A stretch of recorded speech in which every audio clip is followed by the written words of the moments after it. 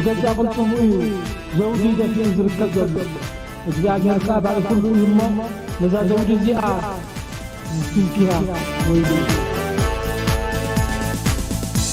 ቡም አባቴ ቀይ ባህር የኛ ነበረች አሁንም የኛ ትሆናለች ምክንያቱም እነዚህ ኳላ የሚታዩት ጀግኖች እስካሉን وزردي وسيس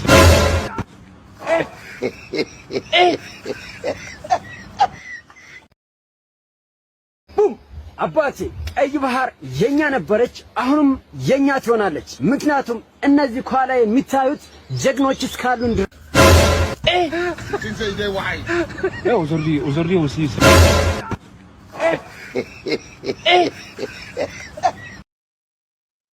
سلام تخاتاتلتي سول ميديا صبغنا عرفت جزء سبت كون لكم ان تمنقوا خندق اسكنتس ايرفراون نتكور مدنا تاينرس بتوم حدث سول ميديا زغنكم سبسكرايب كم غانا كل نخبات صح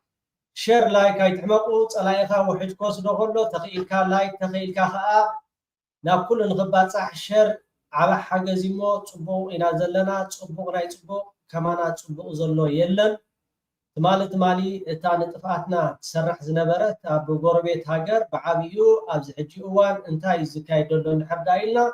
تتاون صلاه زفطو اتن كلن معكنا زينا عقيرن كعقو زي كالا اب قالع وصيتو غداي يخيل سلازلو اجونا لومي مفتح ناي قرنا افريكا طرح زي كونس مفتح ناي عالمينا زلنا مو بستقالنا متن كبتي ناي حزباو غنبار متكل نصلايخا كل غزي كتنعقو يبلكا مصلايخا كل غزي كتنعقو يبلكا بستخاله كمتن صلايخا وحد بوز دغلو اتا لايك نبعلاون عبا حجزي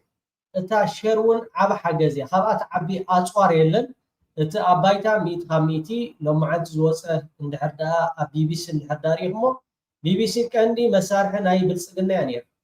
الجزيره عند مسارح ناي بلصقنا يانير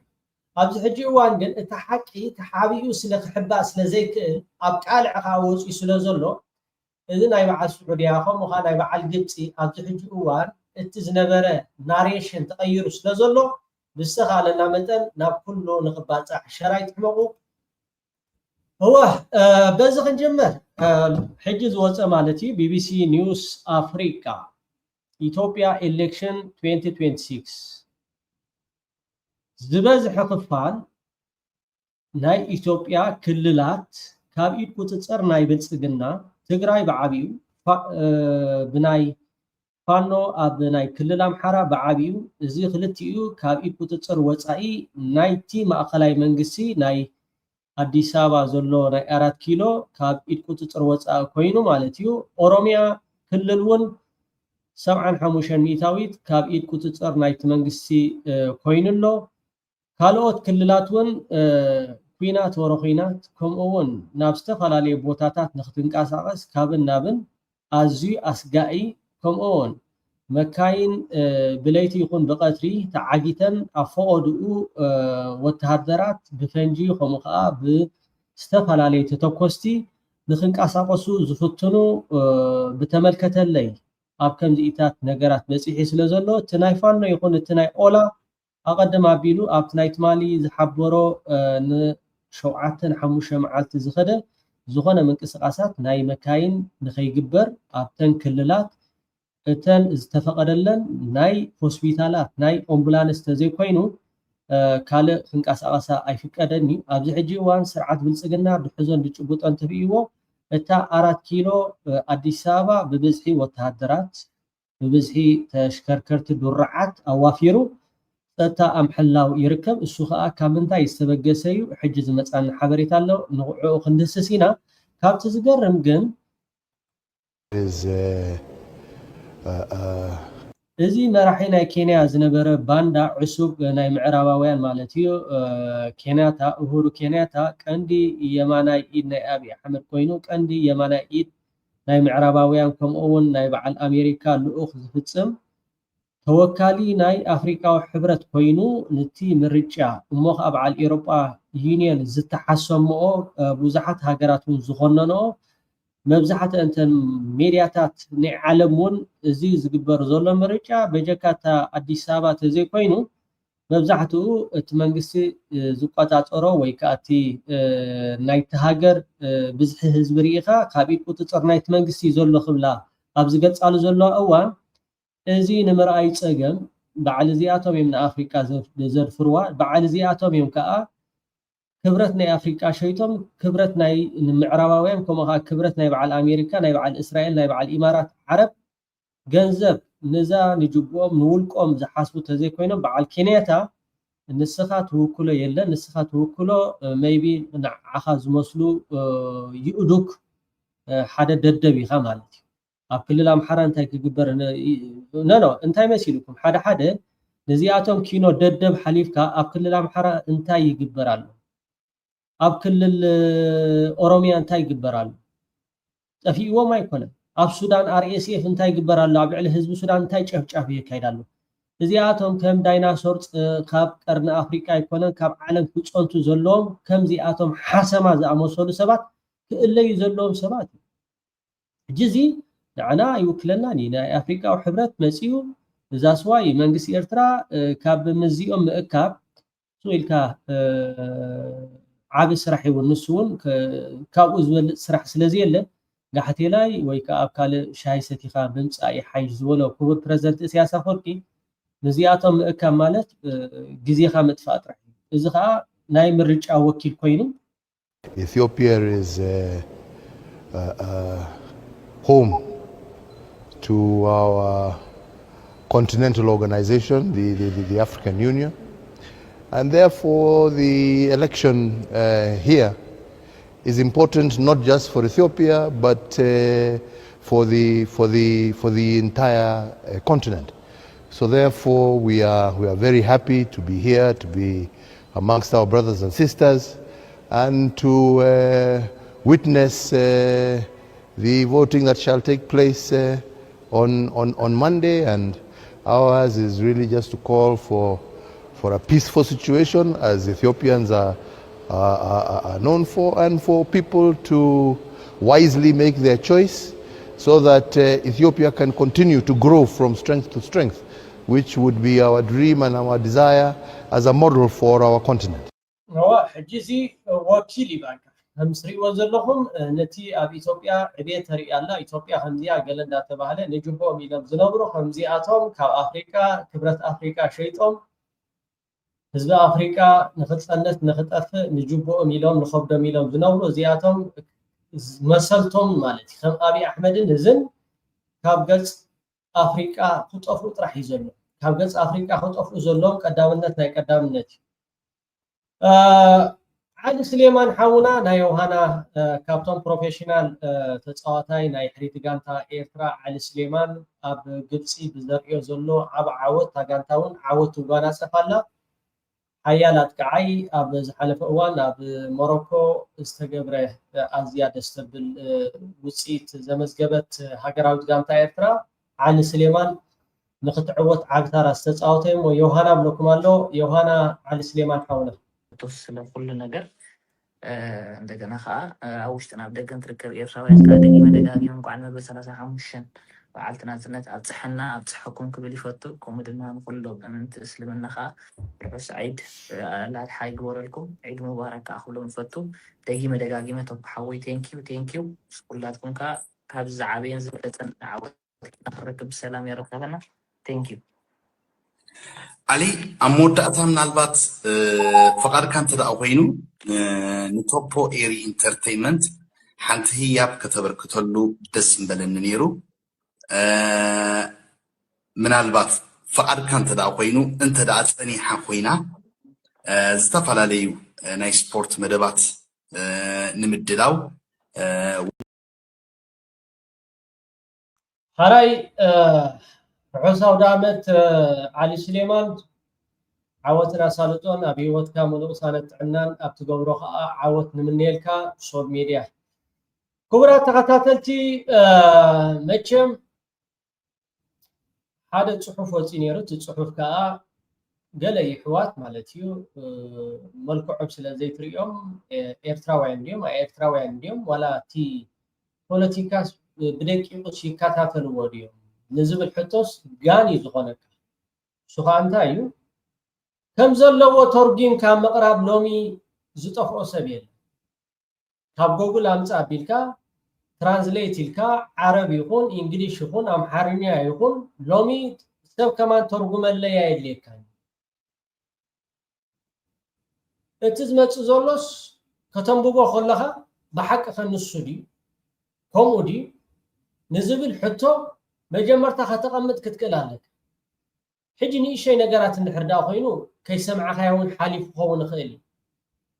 دحان هاي سمع خاين تخون صقم زلو يكون بتصحف امبيبي ግን ወላ ሓደ ከምቲ ተራ ቀጻሊ ዝገብርዎ ነገራት ስለ ዝኾነ ነትናቶም ጽሑፋት ካ ከተጋውሖ ከለኻ ጽቡቕ ነገራት ስለ ዘይመጽእ ብበዓል ሬድዋን ሁሴን ካልኦትን እቲ ናይ ሰራዊት ሚዲያ ዝበሃል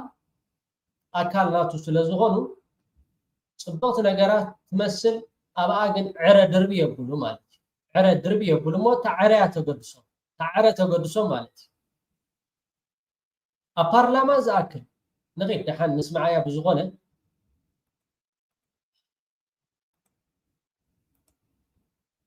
ሚኒስትር ኢትዮጵያ አብይ አሕመድ ከምኡድማ ኣባላት መምሕዳሩ ወላውን ንብዕሌ ብዛዕባቲ ምስ ኣፍ ደገ ባሕሪ ብዝተሓዝ ኣብ ዝህብዎ መግለፂታት ናይ ጎረባብቲ ሃገራት ሉላውነትን ገዛእታዊ ሓድነትን የኽብሩ ከም ዝኾኑ ይገልጹ እንትኾኑ ዕላዊ ኣብ ዘይኮነ ብውልቆም ኣብ ዝገብርዎ ርክባት ግን ምስ ቀይሕ ባሕሪ ብዝተሓዝ ነቲ ኤርትራ ናጽነታ ዝኣወጀትሉ መንገዲ ኣብ ምልክት ሕቶ ከም ዝእትውዎን ብዛዕባ ሕጋውነቱ ብዝምልከት እውን ሕቶታት ከም ዘልዕል እዩ ተገሊጹ ዘሎ እዚ ዝተገለጸ ዘኢኮኖሚስት ትበሃል ማዕከን ብዛዕባ ኣመራርሓ ኣብይ ኣሕመድ ኣመልኪታ ዘርጊሓቶ ኣብ ዘላ ሓድሽ ጸብጻብ زياتلني تي ኢትዮጵያውያን ካብ $3 ነታሕቲዮም ንመዓልቲ ዝእቱ ገለ ዝብል ኮሚታት ብዙሕ ህውተት ኣለዎ ኣብ ኮማቲና ጉዳይና ኣይኮነን ተደልዮም ዜሮእቱ ተደልዮም ይእቱ ዝምልከተና ጉዳይ ኣይኮነን ኣብዚኣ ብግቡእ እታ መልእኽቲ ዕረ ኩሉ ሰብ ከዓ ዝፈልጦ ዓመት ሙሉእ ዝተደጋገመ ኣብይ ኣሕመድ ብውልቂ ይኮነን ወፂ ተዛሪቡ መራሒ ናይ ሃገር ፓርላማ አኪቡስ ልዕላውነት ናይ ኤርትራ ብገሃሰ ኣብ ዝቐረበ እዋን ከዓ ንምንታይ ምዝምፅሞ እንድሕር ኢልና ሜጀር ጀነራል ክንፈ ዳኞ ዝተዛረቦ ዘረባ ብጣዕሚ ስለ ዝሕመሞም ብጣዕሚ ከዓ ኣብ ርእሶም ስለ ዝረኸበቶም ነዚ ፅሒፎም ማለት እዩ እንታይ እዮም ዝብሉ ኣለዉ ንሕናስ ናይ ውልቃዊ ርእይቶ ናይና ንህብ ነርና ማለት ናይ ውልቃዊ ርእይቶ ጀነራል ባጫ ቦሎ ዋላ ብርሃኑ ጁላ ቦሎ መጽኦም ክዛረቡ ከለውስ ናይ ውልቃዊ ርእይቶ እዮም ዝህቡ ዘለዉ እምበር ናይ መንግስቲ ወይ ከዓ ናይ ፌደራል ናይ ኢትዮጵያ ኣይኮነን እንታይ ዳ ናይ ውልቃዊ ርእይቶም እዮም ዝህቡ ዘለዉ ብዛዕባ ልዕላውነት ናይ ኤርትራ ግን ብዛዕባ ልዕላውነት ናይተን ጎረባብቲ ሃገራት ግን ኣብቲ ናቶም ዜናታት كم زخبوريهم بزارم دقيس كادي خانير كاي نبر كان دي خبزي اي نبر كان دي ليتم عالتني هم زينات تقربنو حدا باخ ان حبرتسب ايرترا وي كان تسمعيس قرطي سامس ابيلغاس ابارلاما اكيو بحريኛ ነው ዝብል ሰላማዊ ሰልፍ እንዳገበሩ ወታደራት ናይ ኢትዮጵያ ባዕሉ መጽዩ የላን ዝቦሎ ኩሉት አለ ዝባሃል ነገራት ማለት እዩ እዚያቶም እንታይ ሕጂ እዚ ሕጂ ኣብ ናይ ውልቆም ዲ የኛ ትሆናለች ምክንያቱም እነዚህ ኳላ የሚታዩት ጀግኖች እስካሉ وزري وسيس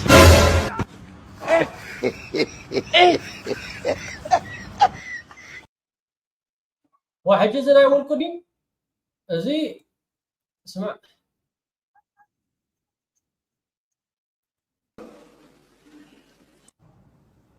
ኢትዮጵያን የቀይ ባህር አክሰስ ያሳጣው ውሳኔ ማን ወሰነው? بمرحነት እዛው ግንባር ልዕላውነት ኤርትራ መንግስቲ ኢትዮጵያ ኣብትናቱ ፋና ይኹን ኣብ ዝተፈላለዩ ኣሎ ዝበሃል እተን ኩለን ሚድያታት ኣብ ፌስቡክ ትዊተራት ልዕላውነት ኤርትራ ጊሰም ኣብትናቶም ፕራይቬት ዶ ዋላ ብውልቃው ዶ ዝገብርዎ ዶ ንልዕላውነት ናይ ሃገራት የኽብሩ እዮም ንናይ ጅቡቲ የኽብሩ እዮም ንናይ ኬንያ የኽብሩ እዮም ንናይ ሶማሊያ የኽብሩን እዮም ስለምንታይ ሶማል ክትፈርስ ኣለዋ ተልኦ ኮኑ ንስኻ ናይ በዓል ኢማራት ዓረቢ ንኬንያ ከምኦም ሰራዊት ስለ ዝኾኑ እቶም ሰበስልጣናት ናይ ኬንያ ኢማራት ዓረብ ስለ ትእዝዞም ክልቲኦም ሓፍ ቦሉ ተይላቶም ሓፍ ብሉ ከቦሉ ተይላቶም ካኸፉ ፍራንስ ንጅቡቲ ኣብኡ ስለ ዘላ ወላ ሓደ ንፍራንስ ካ ንጅቡቲ ካ ትንክፋ የብልዋን እዮም ንሕና ግን እዚ ኩሉ ዘረባ ዝዝረብ ንኤርትራ እሞ ከኣስ ንልዕላውነት የኽብሩ እዮም ኣብቲ ናቶም ውልቃዊ ርእይቶ ዝህብዎ ተዘይኮይኑ ዝብል ኣዘራርባ እዚ ንዓባ ቀይ ባህር ጫፍ ያሉ ሰዎች በሙሉ ቀይ ባህርን እያዘዙ በዚህ ጠቅላላ ያሉ ሀገራት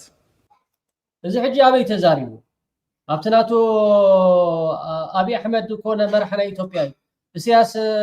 ኣፈወርቂ ናይ ኤርትራ ፕሬዝደንትስ ኣብቲ ናይ ውልቃዊ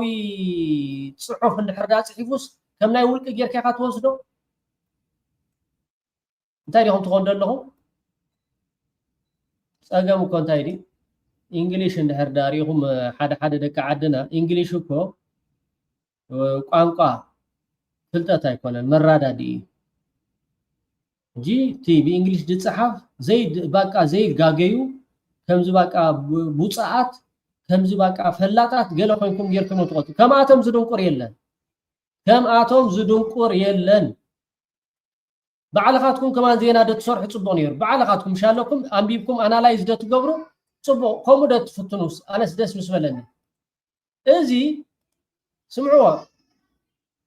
ወላው ንብዕሌ ብዛዕባቲ ምስ ኣፍ ደገ ባሕሪ ብዝተሓዝ ኣብ ዝህብዎ መግለፂታት ናይ ጎረባብቲ ሃገራት ልዕላውነትን ገዛእታዊ ሓድነትን የኽብሩ ከም ዝኾኑ ይገልጹ እንትኾኑ ዕላዊ ኣብ ዘይኮነ ብውልቆም ኣብ ዝገብርዎ ርክባት ግን ምስ ቀይሕ ባሕሪ ብዝተሓዝ ነቲ ኤርትራ ናጽነታ ዝኣወጀትሉ መንገዲ ኣብ ምልክት ሕቶ ከም ዝእትውዎን ብዛዕባ ሕጋውነቱ ብዝምልከት እውን ሕቶታት ከም ዘልዕል እዩ ተገሊጹ ዘሎ እዚ ዝተገለጸ ዘኢኮኖሚስት ትበሃል ማዕከን ብዛዕባ ኣመራርሓ አብይ አሕመድ አመልኪታ ዘርጊሓቶ ኣብ ዘላ ሓድሽ ጸብጻብ ያሉ ሰዎች በሙሉ ቀይ ባህርን እያዘዙ በዚህ ጠቅላላ ያሉ ሀገራት አባይን ደሞ እኛን አታልሙ እንትን አታርጉ እያሉን በዚህ ጉዳይ አንነጋገርም ማለት አይቻልም። የሁላችሁ የዛሬ 50 60 70 ዓመት ኃይለ ሥላሴ ስለ አባይ ሲያወሩ አታስበው ትነካትና ወየውልህ ትሞክራትና ወየውልህ ሲባሉ እኔ አሁን አቅም የለኝም ልጆቼ ይሰሩታል። አሁን ቀይ ባህር ትነካትና ትለኛለህ እኔ አቅም የለኝም ልጆቼ ያመጡታል።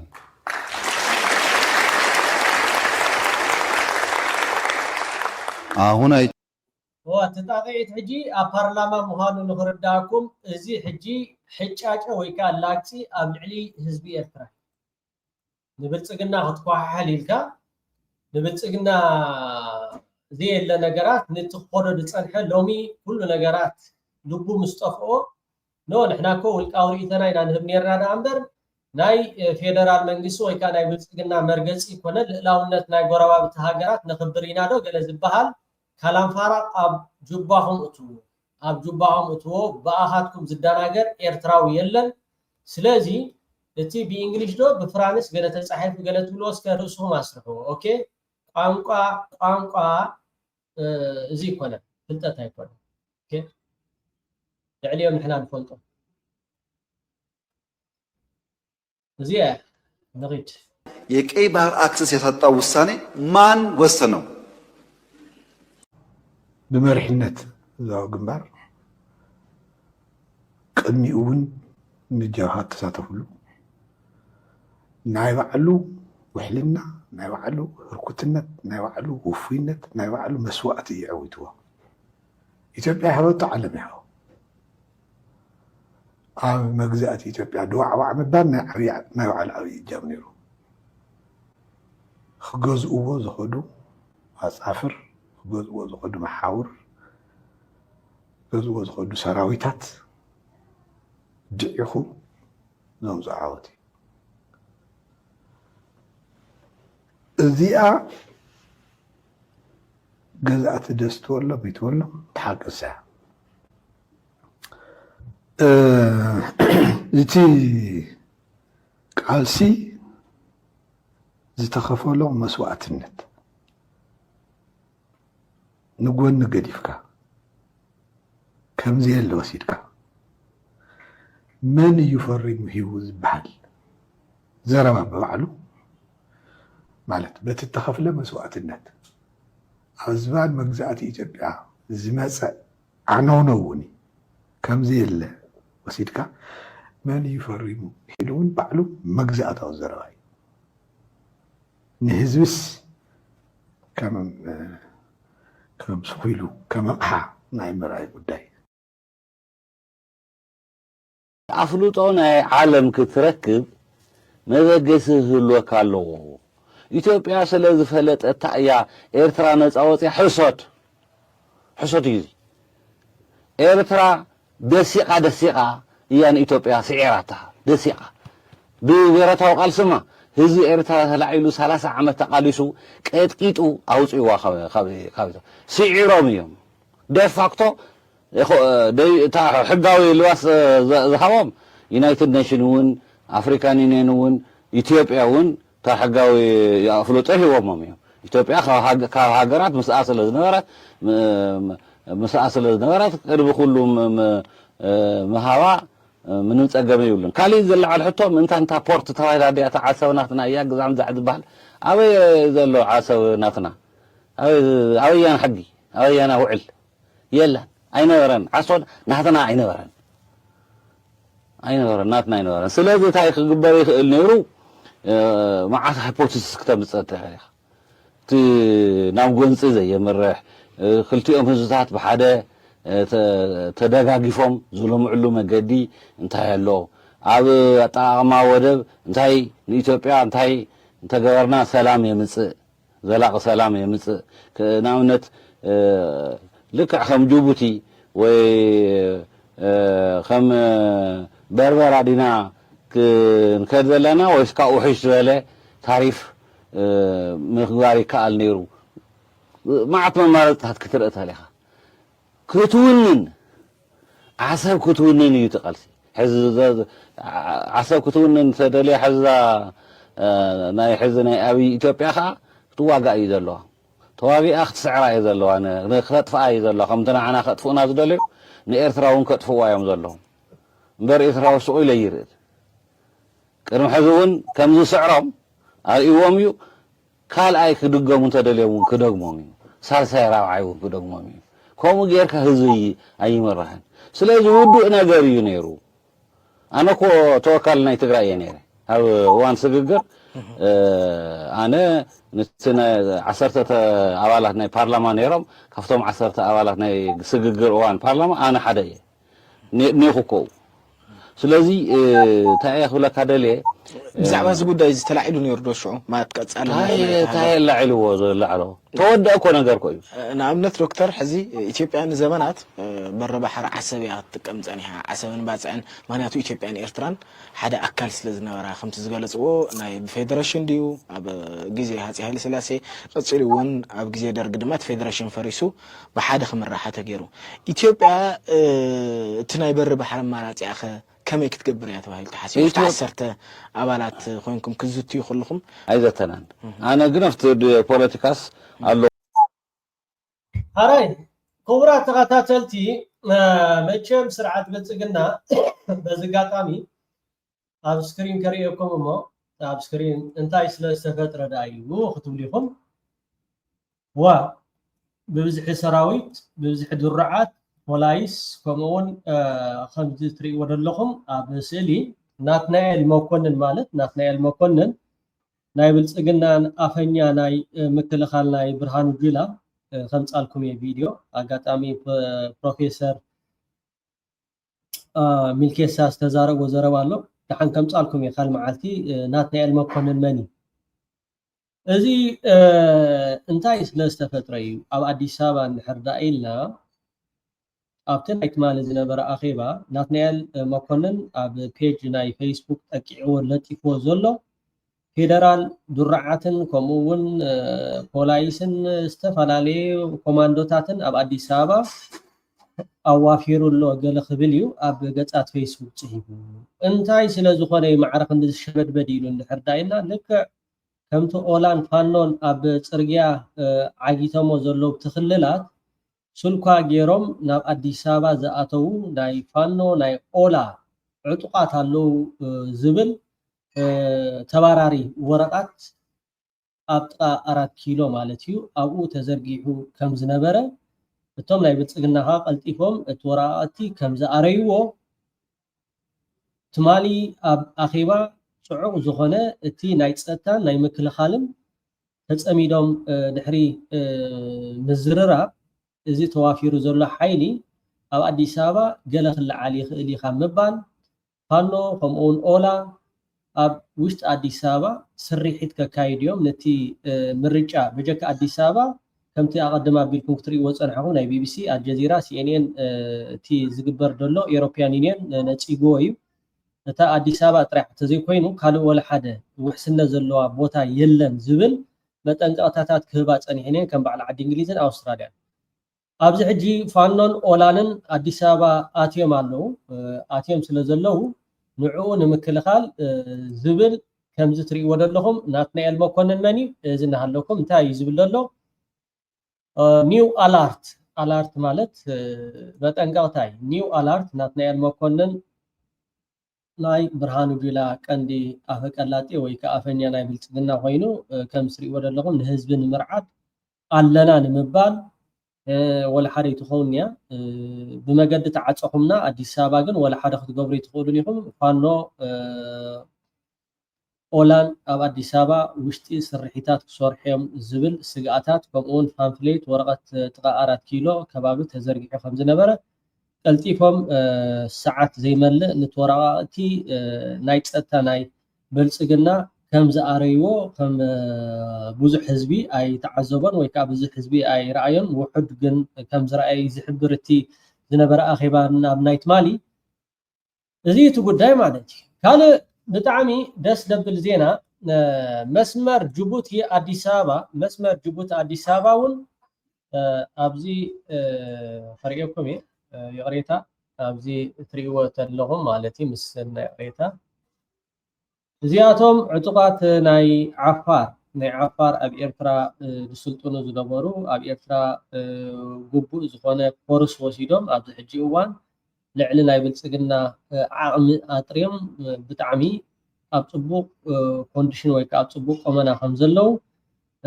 ሎሚ ኣብ መገዲ ናይ መስመር ኣዲስ ኣበባ ጅቡቲ ዓፂሞ ከም ዘለው ገለ ኣካላት እውን ምስኣቶም ከም ዘለው ካብቶም ሓይልታት ናይ ኢትዮጵያ ኦላ ንበሎም ሕወሓት ንበሎም ዋላ ፋኖ ካብዚኦም ምስኦም ኮይኑ እቲ ስርሒት ከዓ እየካይዱ ከም ዘሎ ብጣዕሚ ዝተዋሃደ ስርሒት እዩ ምትሕንናቕ ዝካየድ ዘሎ እዚ ከዓ ንስርዓት ብልጽግና ዓቢ ራዕዲ ፈጢሩሉ ዘሎ ኣብዚ እትሪእዎ ኣለኹም እዚኣቶም እዮም ቶም ዕጡቃት እዚ ኣብ ክልል ኣምሓራ ዝወዓለት ፅርግያ ትሪእዎ ኣለኹም እዚ ከዓ ፋኖ ኣብ ፅርግያ ኣብዚ እውን ትሪእዎ ኣለኹም ፋኖ ኣብ ፅርግያ ዘብልዎ ዘሎ ሞ ክቡራት ተኸታተልቲ ፅቡቅ እዩ ዘሎ መስመር ጅቡቲ ኣዲስ ኣበባ እውን ረጊጦም ኣለዉ ፅቡቅ እዩ ስርዓት ብልጽግና ዝሕዞን ዝጭቡጦን ጠፊእዎ ኣሎ ጠላይኻ ውሕጅ ክወስዶ ከሎ ሽንትኻ ወስኸሉ ዝበሃል ነገር ኣሎ ንሕና ግን ሽንትና ደይኮንና ክንውስኽ ኣብዚ ጉዳይ እቲ ዝቐለለ ስለ ዝኾነ ላይክ እንድሕር ዳ ጌርኩሞ ሸር እንድሕር ዳ ጌርኩሞ ነቲ ፀላኢ እንብሎ እውን ስለ ዝመፆ ሎሚ እቲ ውግእ ኣብ ሜድያ ሲዒርና ኢና ኣብ ባይታ ሲዒርና ኢና ወላ ሓደ ሚእቲ ካብ ሚእቲ ከምቲ ክቡር ፕረዚደንት ኢሳያስ ኣፈወርቂ ዝበሎ ቅሰን እዩ ዘሎ ቅሰን ኢልካ ግን ምድቃስ ዝበሃል ነገር የለን ከምቲ ናይ ህዝባዊ ግንባር ኣካይዳ ንፀላኢኻ ክትንዕቆ የብልካ እንታይ ደኣ ክስራሕ ክትክእል ኣለካ እቲ ስራሕካ ኣባና ስለ ዘሎ ሸር እንድሕር ዳ ጌርኩሞ ንፀላኢ ይመፆ ክቡራት ተኸታተልቲ ደጊመ ደጋጊመ ዘለኹሞ ሰላምኩም ይብዛሕ እንዳበልኩ እሞ ዝተሰናዩ እዚኣ ንትምህርቲ ክጠቕመኩም ትኽእል እያ ሓደ ሓውን ኣሎ ብጣዕሚ ደስ ደብል ናይ ኢአይ ትምህርቲ ክትመሃሩ ትደልዩ أبدي أشير قبلكم إيه عنساب موكي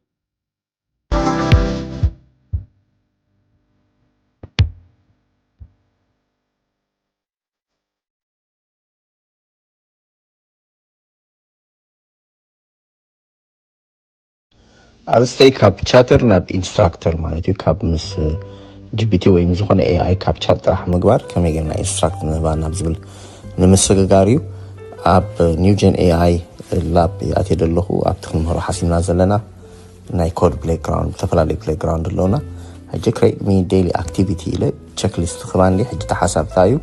بتناتشرال لانجوج مسحفكم مالتي تشيك مي فور إكزامبل كريت مي ديلي أكتيفيتي تشيك ليست إلى اللغو إذا حجي ناب structural thinking ويدو ما سيديو كود house كود نابز بالكير كله انتاي نقرات أو كانت قالل كنفتنينا بقرتي يوزر لحد أول حانت دي تحيفو إيرر هابيو معناته بقول حانت دقاتو وانا قرسو زي اللي وانا حانت خلنه باين خلني نعملتي اتي يوزر جن زخوانا انترين تغيرو نعوه ركينج بري ويدو ما نعوه عم حلال فيو ويكا صحيفو تسانيحون لحد تعيسو ويك ديليت إيديت كقبر ديلي خاهم فقد لهم بلاينا بكون ملكع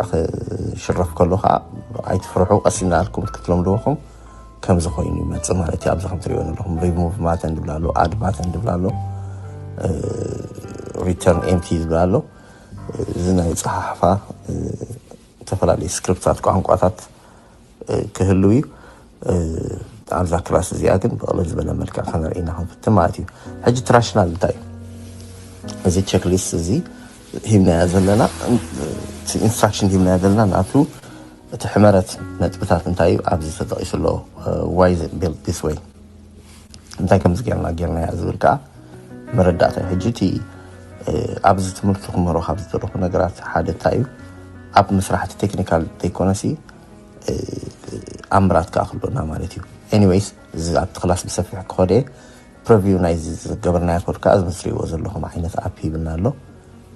نز مثل تاش مصريحنا نازي very simple قلال نقرأ حجي كله أبزق قلت ساكني من تزيد مات كلاس روم زي اللي نازل وسازي تقاني زي حجي قال كفالي حانت كلاس يا مالتي قل بزعبا كم ساد مساسلت بزح نقرات بزح براكتيكوم كلاس كله ناي نحنا نيو جنس ريدي لنا أصحابكم كدلواتيهم برغم عادي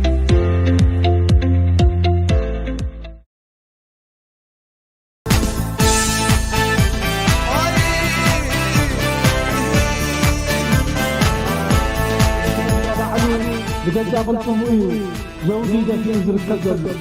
إذا جاء كابع كل يوم نزل زوجي زيادة فيها